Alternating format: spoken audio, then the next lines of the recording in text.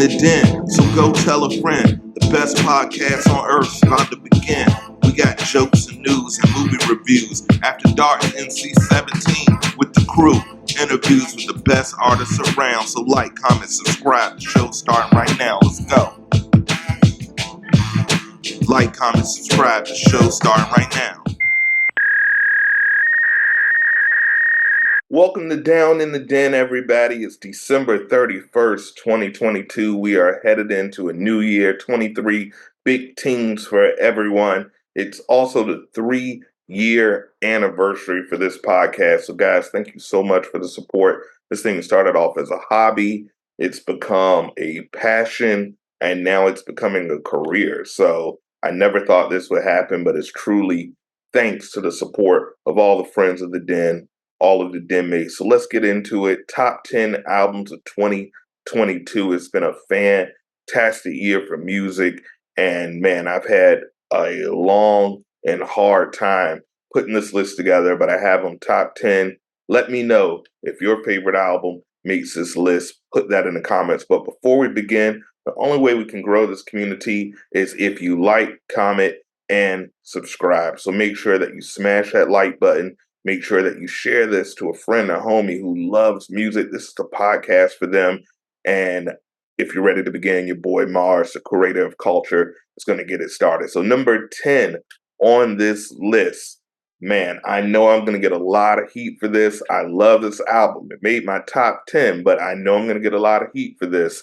So go ahead. I'm ready for the smoke. Number 10, Beyonce Renaissance. Now, I confess I'm not in the Beehive. I have bought plenty of Beyonce tickets in the past.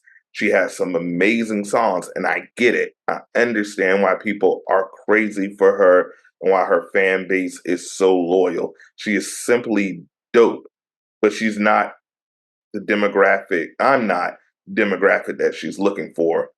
But for me, I find Beyonce very much like Eminem. I see their talent. I get it. I see why they both are superstars that have mega hits, but it's not necessarily for me. But I have to admit, this album was different. This album was like an expression of freedom. It was fun. It was funny. It was nasty when it needed to be. And I can only imagine the night in Studio 54 in the late 70s, early 80s, this playing in the background. So you can't help but move, feel something. And that's what I look for music. I look for, it doesn't have to necessarily have the best vocals. It doesn't necessarily have to have the best production, but it has to make me feel something. And Queen Bee, you accomplish that. So number 10 on the Down in the Den top 10 album list of 2022, it's going to be Beyonce Renaissance. Now, the next album on this list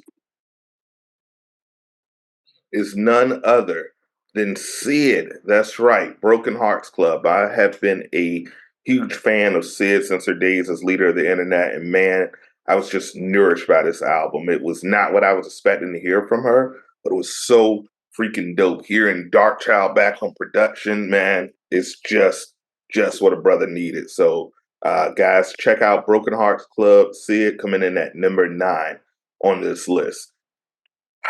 Now, I'm ready to get the smoke again because I know this is number 1 on a ton of artists. So coming in at 8, I know it's going to be an insult for someone, but once again, this is just my thoughts, ladies and gentlemen, just my opinion. So number 8 coming in the list, Kendrick Lamar, Mr. Morale, and the Big Stepper. I am a huge Kendrick Lamar fan. I remember seeing him, no team, just some Nike Cortez and a t-shirt back at the Firefly Music Festival, I believe in 2013, 2014 maybe. This was an audience that came to see Tom Petty and the Heartbreaker, audience that came to see the Red Hot Chili Peppers, and he rocked the crowd. He was not the superstar that we know today. I'm not even sure if Mad Kid had come out yet, or Mad City had come out yet, but he turned an audience that was there to see Tom Petty and to Kendrick Lamar fans. So he's super, super dope. This album wasn't a ton of radio-friendly hits on this album. It wasn't about the beats. It was about the message and about the lyrical art. featuring Kodak Black so much on the album was a perfect touch. It is not my favorite Kendrick album, but is it worthy of a 2022 top 10 placing? Absolutely. So number 8 is Kendrick Lamar. Now, number 7, I know a lot of people have not heard of this group, but I tell you, they are one of the dopest hip hop groups out right now, and that's Education by Education, their debut album. I love hip hop. Hip hop is my heartbeat.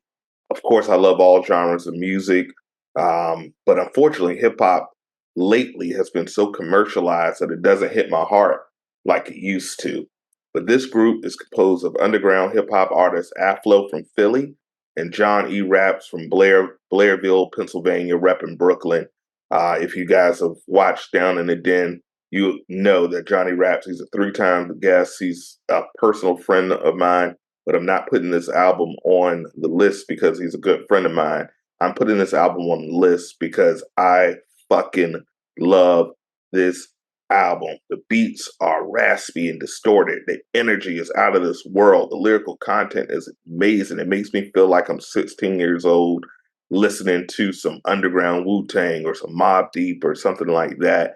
And that for me is a must with music. I don't care how good your voice is. I don't care how good you rap. If I don't feel something, it's not going to be something that gets a replay. So guys, please check out Education by Education, or you can type in Education Johnny Raps wherever you want to search for music. It is dope and it's a must listen, and it's coming in at number 7 on my top 10 albums of 2022. So shout out to the guys in Education, and I hope to hear another project from them in 2023. Coming in at number 6, my favorite band of all time. I love music, obviously, but my favorite band of all time, I've seen them in concert multiple times. Hope to see them again in 2023. They're going on tour. They released 2 albums this year, but only one made my top 10. And number 6, Red Hot Chili Peppers, Unlimited Love. Look, like I said, it's no secret. RHCP is my favorite band of all time. I grew up listening to them. And although this band has had many lineups, this four is my all-time favorite. John Frusciante, Flea, of course, Anthony Kiedis, and Chad on drums. That 4 is a fantastic 4 with me for Red Hot Chili Pepper. No disrespect to Dave Navarro or any of the other guitarists, but those 4, that's a fantastic 4. And these guys are in their late 50s, hell, maybe their 60s, and they sound as good as they did back in 92 when I'm listening to Under the Bridge and I was just a little 11-year-old kid. So God bless them. This album was a no skip for me. If you guys have not checked out Red Hot Chili Peppers Unlimited Love, please check that out. The groove is Flea is in his bag on this one. So check that out. That's coming in at number 6 for me on the Down and Den top 10 album list. Coming at number 5, Cinco, the beautiful, the exquisite SZA, SOS. Man, she brought ODB back. What more can I say? 2022 was probably the year of the woman artist because the ladies were killing it this year, guys. You're gonna have to step up in 2023. A lot of female artists were just killing it this year, but SOS had 23 killer tracks, and it definitely needs to be on your playlist for a long time to go. So shout out to SZA with my number 5 album of the year. Number 4, you guys are probably going to be like, "What the hell, Marz? I don't understand." But look, hear me out. I love all music because I only believe in 2 types of music, because genres, but there's only 2 types of music: good music and bad music. And Noah Cyrus is coming in at number 4, the hardest part. It's time we give the Cyrus family their flowers. At one point, Billy Ray was the biggest star in country music, and his co-sign for Little Nas X really was epic and huge. Mally is no joke. Mally is no joke, and she had. I'll listen to The Climb right now. You can put that on with any inspirational song in the world, and The Climb will make me lift like 300 pounds easy. Mally is no joke, and the youngest in the clan, Noah, yo, she put out a masterpiece, and the Den messes with all good music, including country music. This album slaps for sure. So coming in number 4 on my list is Noah Cyrus, The Hardest Part. Check it out. Now, number 3 is kind of a cheat code, but it's my show, so I can do whatever the hell I want, right? This artist was on my list last year for the top 10 albums, and he's back again. It's actually a producer, hip hop, uh, rapper combo, but LaRussell and Taupe. These guys, I know many will argue that Hit Boy and Nas are the most prolific producer rapper combo in music right now with 4 albums in 2 years. Okay, and I can understand that. But let's try 4 albums in 5 months. This duo dropped 4 classics in 5 months. So for that, they're getting the number 3 slot, and I'm putting all 4 albums just in one because they came out back to back. I'm just going to consider it one album, but 4 albums in 5 months. We're talking about Days Like This in July. We're talking Champagne Gummies in August. We're talking 96 Bulls in September. We're talking 8 Hours in Brooklyn in November. All classic. Russell has to be the hardest working artist in music with 23 albums since 2018. I'm not a math magician, but that's almost 6 albums a year. Not to mention, him and his team are literally changing the business model and industry for the better. And really from the ground up. So shout out to those kings from the Bay, doing the Bay proud. Please check out the movement. Good company is epic. They're just doing their thing. So guys, check that out. Number 2, Kid, More Love, Less Ego. Afro beats is probably at its highest level this year, and that's largely in part to the work that WizKid has been putting in. He's pretty much the Jordan of the genre, and sonically, he put together a masterpiece that you can put on, walk away, do your housework, or if you want to just have a romantic evening, it's dope as hell. Make you want to be booed up with someone. The beats, the rhythms, the sound, it's epic. So WizKid coming in number 2, More Love, Less Ego, and number 1. Many will say the Michael Jackson of the modern era. I wouldn't go that far. But number 1, The Weeknd, Don FM. This came out in January, and for to hold on to the number 1 spot for 12 months is freaking amazing. I have to say The Weeknd is probably the king of the concept album. He's just been releasing masterpieces lately, and the fact that he got Jim Carrey to narrate this masterpiece is fucking amazing to me. I was a baby in the 80s, so I didn't get to party. I was just a little kid. But damn it, I can imagine if I was old enough to party at this time that there were some lines being done and some partying going on. Jerry curls dripping. It just transports me to another era. And if you can do that just from your music and putting my headphones in, that's got to be number 1 for me. So number 1 spot, The Weeknd, Don FM. It was amazing. Shout out to Canada. They're doing their thing. And that's my top 10 albums of the year. But I can't leave you guys without putting you on game. There's some artists that we rock with here at the Den that I believe are on the cusp of just superstardom. And I want you guys to check them out now because I'm putting you on game before they blow. But these guys in no particular order. There's 5 artists that we've had the honor to have on the show this year that I just feel are going to be superstars. So I want to shout out D.E.N. Raps. He dropped his album D.E.N. this year. Super dope. The guy raps, the guy sings. He's a fashion icon. He's dope and he's a good, solid dude. Super talented, super smart. We have an episode up with him, D.E.N. Raps, album D.E.N. I want you guys to check that out. My girl, she's my home girl from Austin, Texas.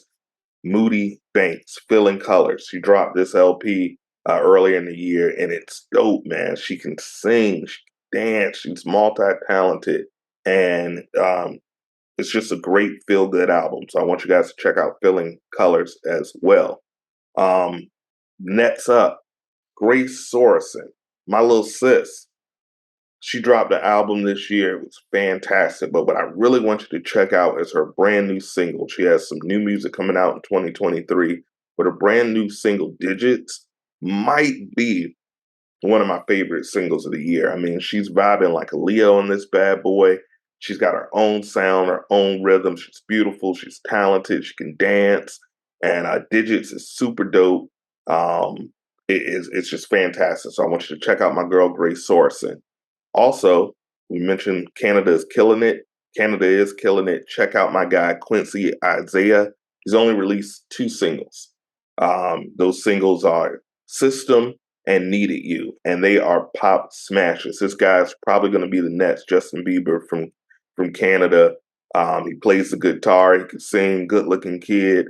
And finally, my guy, the real Molly. He is next up. This kid's 16, 17 years old, rapping like he's 30. He is amazing, super talented, and I think he's just one hit away, one hit away. So those are 5 artists that I want you guys to check out. D.E.N. Raps, Moody Banks, Grace Source, and Quincy Isaiah, and Real Mali. And if you want to learn more about those great artists, check out some of our past episodes of Down in the Den. I've interviewed them all. They're all super talented, and they're up next. But that's it, guys. It's just a quick episode. Happy New Year to everyone. 2023, we're going to continue to do it big. I thank you guys so much for listening on your Spotify, Apple Podcasts, whatever you're listening to, and tuning in on YouTube, however you listen and consume. Check out the links. We got merchandise. Show your support. If you send me a picture in a Down in the Den shirt or merchandise, we might send you a prize. You never know. But that's it, guys. That's it for 2022. I'm going to get ready for our celebrations, if you will, have some libations, maybe some other recreational activities. But I want you guys to be safe. I want you guys, if you're going to be drinking, drink responsibly. Make sure you call Uber, Lyft, please. I want to make sure that we all make it into 2023 happy, healthy, and safe. And as we end every episode, it's all about peace, love, unity, and respect. Deuces.